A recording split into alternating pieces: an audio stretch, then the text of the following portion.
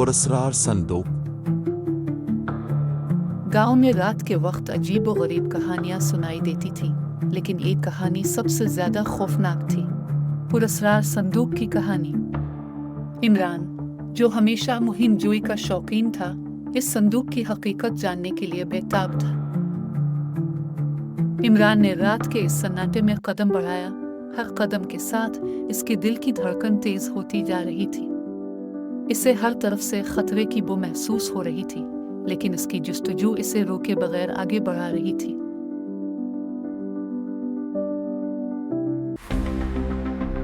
आखिरकार इमरान इस पुराने मकान के सामने पहुंच गया, जिसके नीचे वो संदूक दफन था।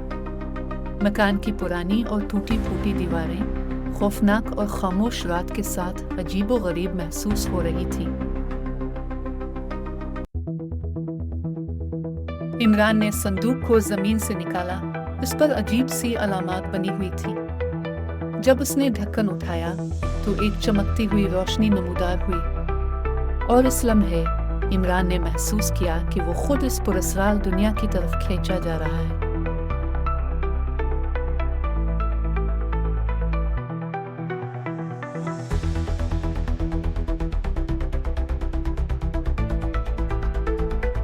संदूक बंद हो गया और इमरान का कोई निशान बाकी ना रहा। गांव वाले इसके बारे में कहानियां सुनाते रहे, लेकिन कोई भी हकीकत नहीं जान सका। बाज़ औक़ात कुछ राज़ों को दफ़न ही रहने देना चाहिए।